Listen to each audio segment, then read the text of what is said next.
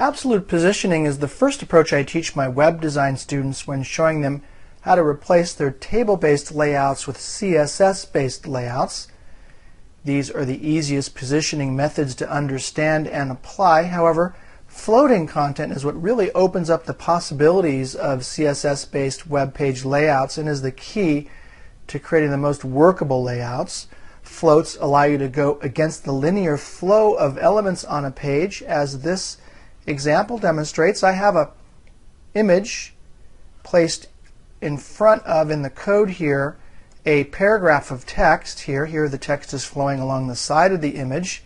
The reason is I'm floating this image to the left. If there was no float involved here at all, this text would be below the image. I can change the float. I can modify it from left to right as needed. Let's go ahead and write float right here.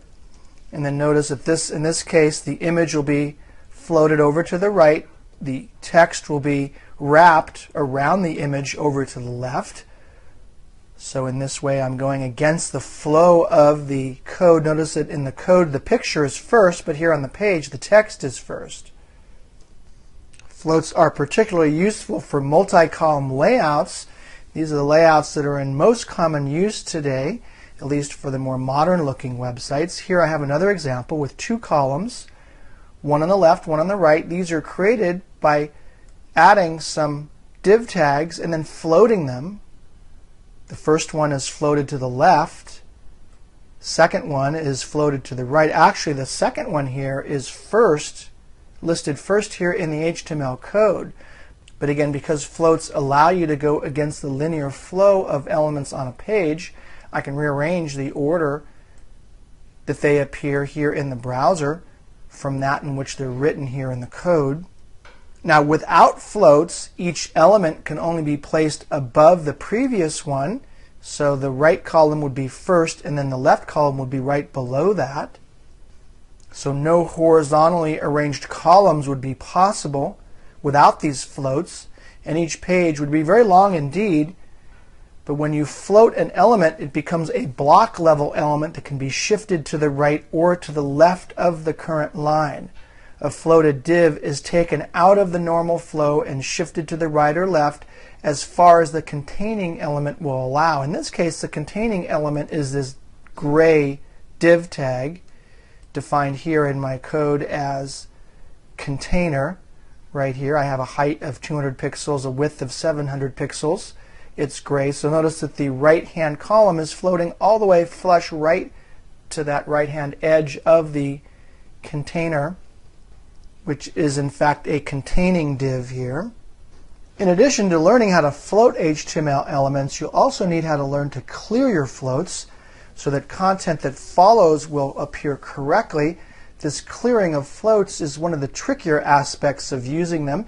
Here I have an example of some content that's marked up after my floated right box. Right here I have some text. I've applied a class to that text right here called text_line. And if we look at the rule definition for that class, notice that I'm clearing both the left and the right floats. What that does is clear any floats above that line. Notice that if I remove that class definition and style this text without any CSS, just treat it as a normal paragraph, notice that it floats back up here to the left.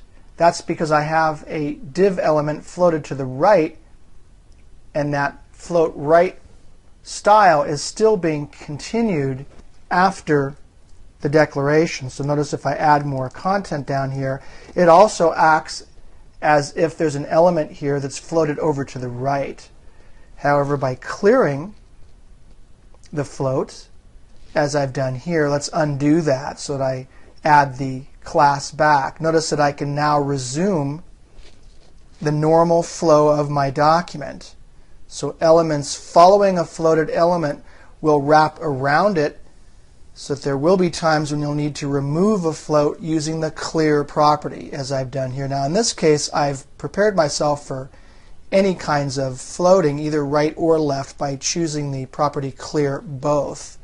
Notice that if I go back here and I take my box definition right here, and I've set the float for right. Let's change this to left. Make sure I spell it correctly. It'll now float over to the left, but notice that the text underneath it is no longer floated. It's going to occur in the normal flow. It won't, in other words, it won't be over here to the right. If I remove, again, the style definition and just add a paragraph here, the float will take control, and I'll have this content over here to the right, adhering to the float command above it. So the clear property specifies which side of a floated element the following elements will not follow. Or put another way, the clear clears the float formatting for any following content.